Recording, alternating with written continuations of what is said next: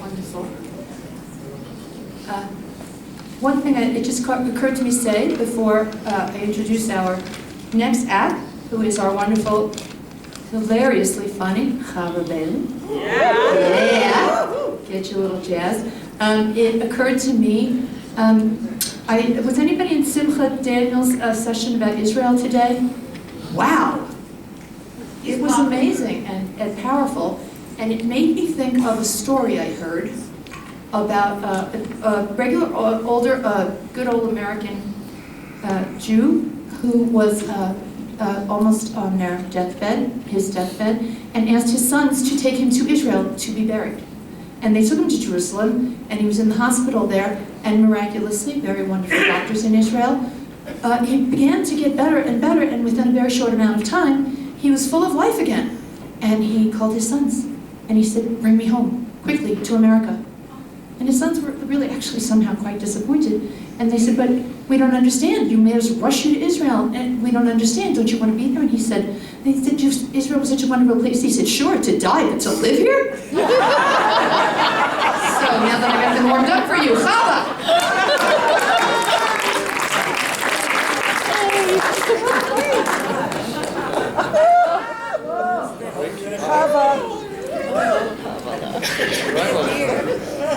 It's an apple struggle. Where's your Peter? There you go. No. We just keep. Oh, you're messing up my film here. Okay. Feels farther away. Much farther. But you can see her. Listen closer.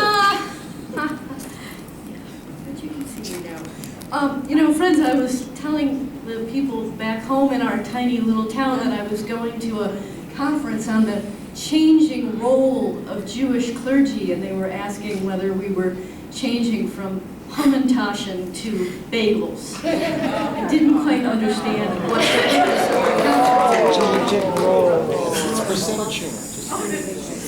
60 to 70. Okay, so beloved, it's been a really rough few months leading up to coming here with the election and so much strife, and so I wanted to just ask for these few minutes to announce some really good news, and that is that my life with Carl Hockman Bailey, my wonderful husband, is being made into a musical.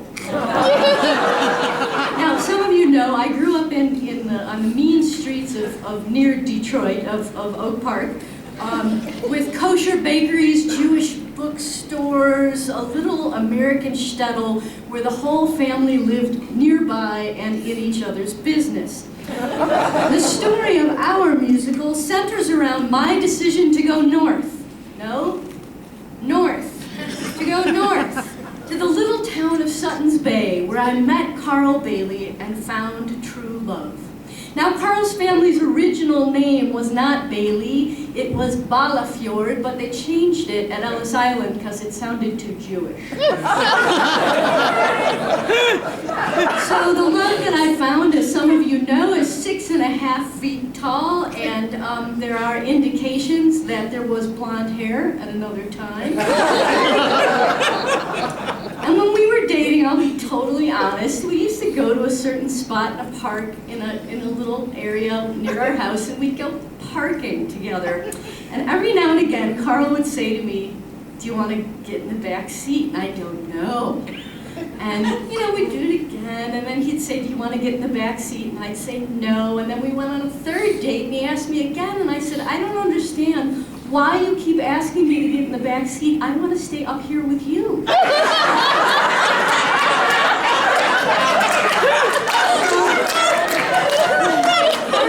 Through a very brief, ugly period of trying to blend with my people. I come from traditional people, and he tried to blend with us for a while.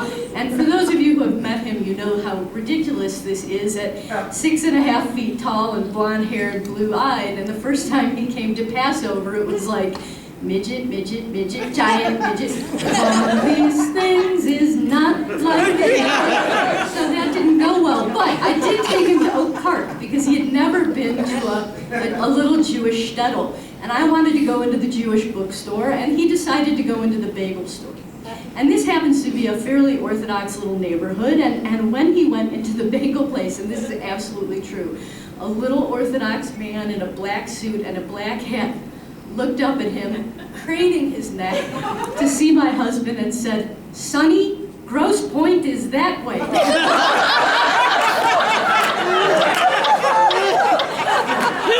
So a lot of people are traditional and Orthodox for the most part, and Carl's people are Lutheran, and his people have been Lutheran for so long that they were Lutheran when Luther was still Catholic.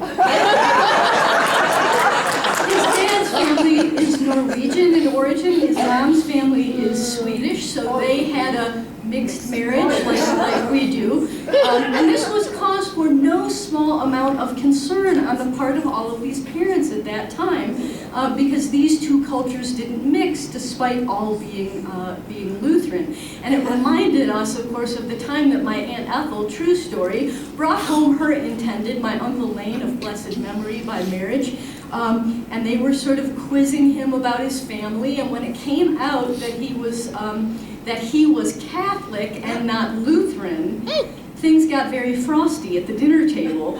And so they were trying to be really friendly, my grandparents-in-law, and they said, "Do you have any siblings?" And as a matter of fact, he did. He had a sister who was a sister. And so the family spent the rest of the evening speaking Yiddish. Swedish, but you get the point. So, in any event, we two met. I know I'm getting near my time. And our story is going to be made into a major musical called From Spola to Svenska. And it's about our efforts to blend our families, and the show is going to feature this fantastic musical number. Lutfisk China, all songs in A minor. My son's playing cello. Oh look, 6 colors of jello. Koshering dishes and church bells that ring. These are a few of our interfaith things. When we're schwitzing at the hymn sing, when we're interfaith, we simply remember that Hashem is one, and then we go eat some tray.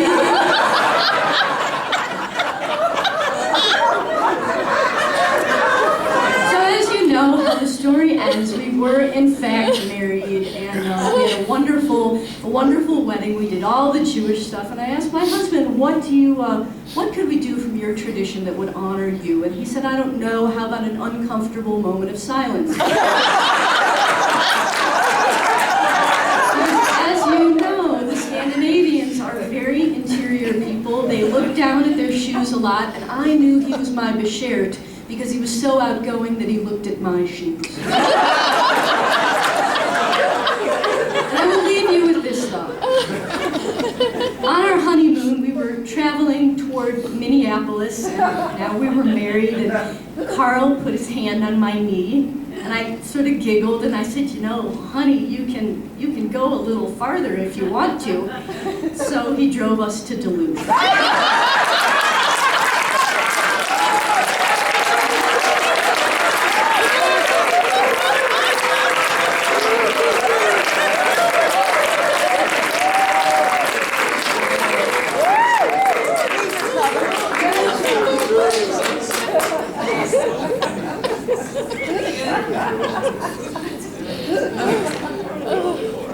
One more time.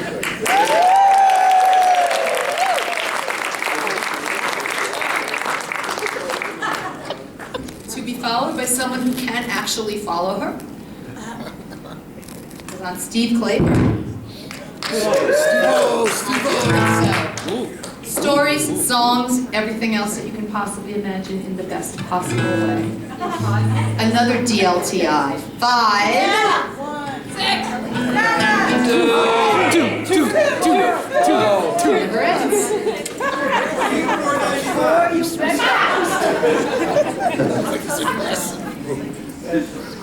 Military camp. Well, I can bring you right down from that. Bring us That's easy. down into the depths. Good drag. Doesn't matter, I'm not reading anything anyway. So, no, I'm almost serious about that. You want me to tell another joke? No, yes. So I'm so used to doing high energy stuff that this isn't going to be it. So after that thing that happened at the beginning of November, I can barely even say the thing that happened. Yeah, it that shall not be named. If that wasn't injurious enough, I woke up the next morning and found that, one of the heroes of my turbulent youth, Leonard Cohen, was gone. Boy. He obviously couldn't take it. It was really at that time that I went into the closet and got the hat that I used to wear the year that I was saying Kaddish for my father, and I put it away because I wasn't going to shul all the time anymore. I figure I can't, write poems like Cohen, but I can wear the hat. Yeah. So I offer this for Eliezer ben Natan HaKohen. Zichrona Livracha.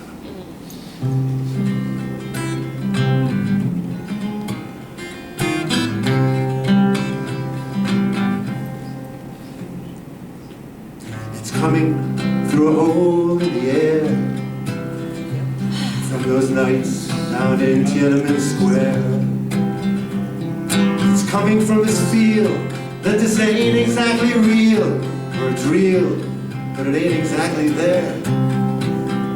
From the wars against disorder to the sirens night and day, from the fires of the homeless, from the rising of the gay.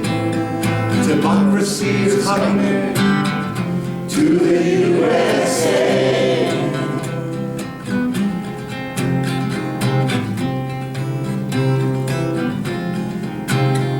It's coming from a crack in the wall, on a visionary flood of alcohol, from the staggering account of the Sermon on the Mount, which I don't pretend to understand at all. Got it. It's coming from the silence of the dock on the bay, from the brave, the bold, the battered-hearted Chevrolet. Democracy is coming to the USA.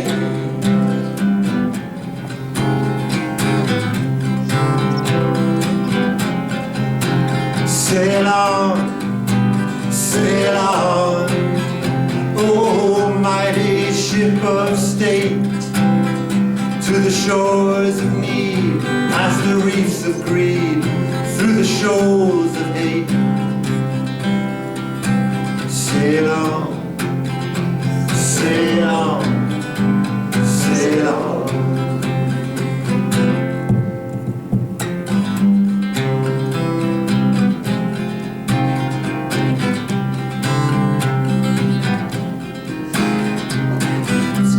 From the sorrow in the street, the holy places where the races meet, from the homicidal bitchin' that goes down in every kitchen to determine who will serve and who will eat, from the wells of disappointment where the women kneel to pray for the grace of God in the desert here and in the desert far away. Democracy is coming to the USA.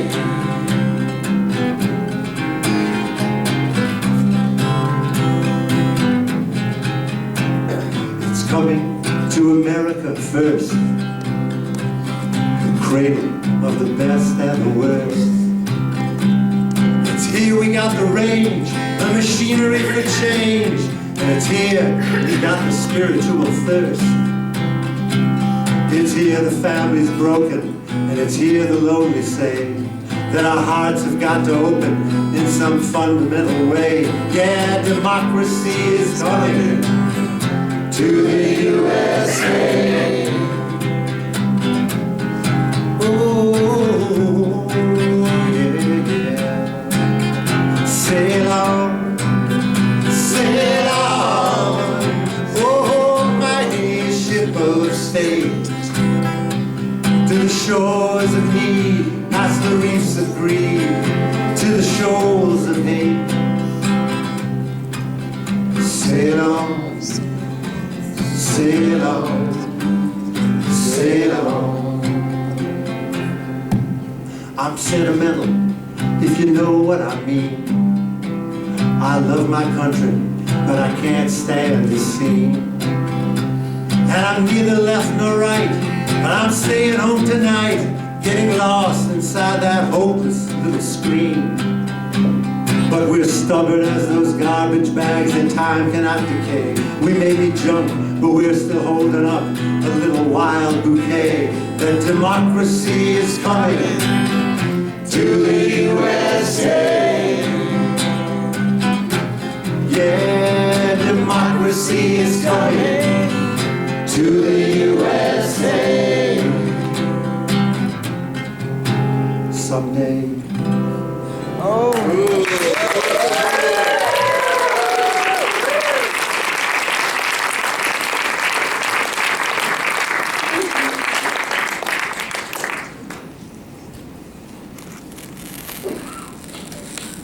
Clearly not what I was expecting, given that introduction, but absolutely. Well, some of us know each other in many capacities. We don't know all our other talents sometimes. And some of us have different incarnations in different lives. Some of us like to live many of our incarnations simultaneously rather than sequentially. And in this lifetime, Rabbinic Pastor Eve Ilsen also has an incarnation as a cabaret singer. She will be gracing us with a song accompanied by someone who also has an incarnation that we might not know about, and that is Rabbi Elise Seidner Joseph, is also a classical pianist. Amazing.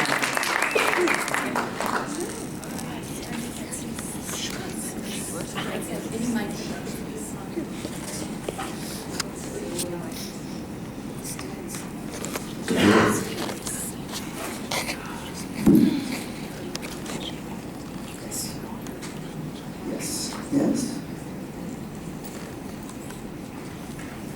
There's always the thing with the mic and the cord.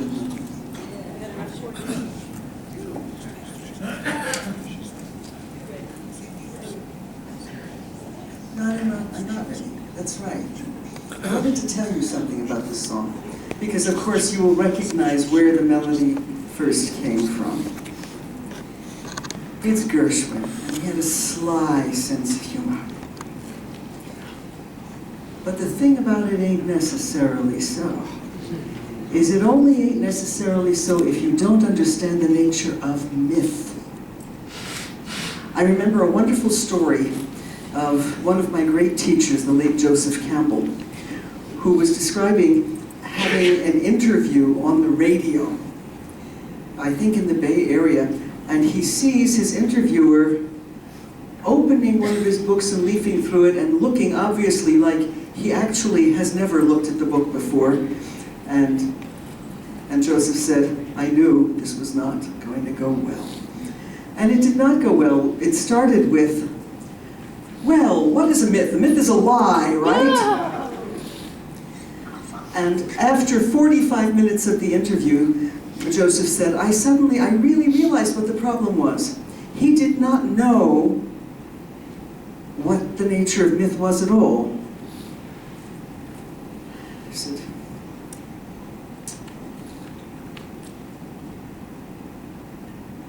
he runs like a deer. What is that? He says, well, that's a lie, right? And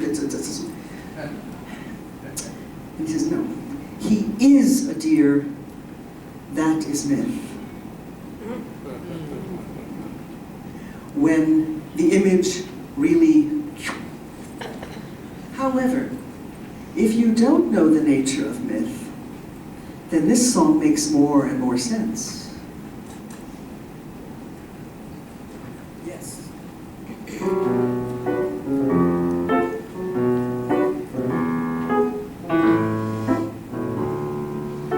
It ain't necessarily so. It ain't necessarily so. The things that you're liable to read in the Bible, they ain't necessarily so. Well, little David was small, but oh my. Yeah, David was small, but oh my. He fought big Goliath, who lay down and dieth. Well, David was small, but oh my. Why do? Sit down, boodle, who never wanna? Scallywag, yeah. Well, Jonah, he lived in a way. Yeah, Jonah, he lived in a way. Yeah, he made his home in that fish's abdomen. Well, Jonah, he lived in a way. And little Moses was found in a stream. Yeah, Moses was found in a stream. He floated on water till old Pharaoh's daughter, she fished him, she says, from that stream. Wadu, Zimbabwe, oh now water, scallywag, oh yeah. It ain't necessarily so. Yeah, it ain't necessarily so. They tell all you children the devil's a villain, but it ain't necessarily so. To get into heaven, don't snap for a 7, live clean, don't have no fault. Well, I take that gospel whenever it's possible, but with a grain of salt. Methuselah lived 900 years. Methuselah lived 900 years. But who called that living when no, yeah, God gave it to no man who's 900 years? I'm preaching this sermon to show it ain't necessarily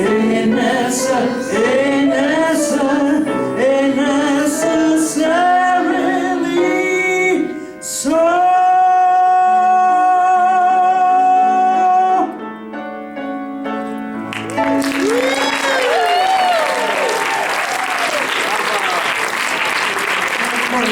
We all do know where the original melody comes from.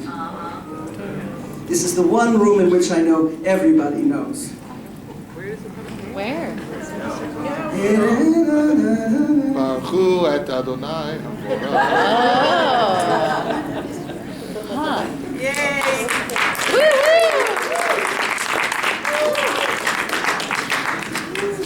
Yes, you know. So friends, in 18th century Leipzig, it was customary for churches to perform 58 different cantatas a year. That's like a different Torah reading for each year, each week, and all the special holidays. But anyway, there's one for each Sunday and one for some special holy days. Johann Sebastian Bach wrote 300 cantatas in his lifetime, and 200 of them survive. One of the most famous ones is called in English, because my German's very bad, it's called Heart and Mouth and Deed and Life. See, now my German-speaking friend knows which one I'm talking about. So it's the 10th section of this very long and complicated cantata that makes it so beloved, and that is called Jesus, Joy of Man's Desiring. Now, most people know this melody, or many people do, and the way I found it is, before the High Holidays, I was on Spotify looking for some inspiration, and I was listening to some different Bach, and it was being played by this pianist named Dinu Lipati. Anybody ever hear of him? Yes. Yeah, he died in 1950, and he was 33 years old. Anyway, and he played this version of Jesus, Joy of Man's Desire that it just like totally broke up in my heart. It was amazing. It was like a string that went from like the Shemayim of the Shemayim, like all through to the center of the earth. It was like one. Anyway, and that became my inspiration music for my High Holiday prep, which is probably kind of weird, but so I'll just read you. This is the English translation of the second stanza, which is more relatable to us, I think, than the first stanza. Through the way where hope is guiding, hark what peaceful music rings, where the flock, in thee confiding, drink of joy from deathless springs. Theirs is beauty's fairest pleasure, theirs is wisdom's holiest treasure. Thou dost ever lead thine own in the love of joy unknown. So this arrangement is by my beloved teacher, Seymour Bernstein.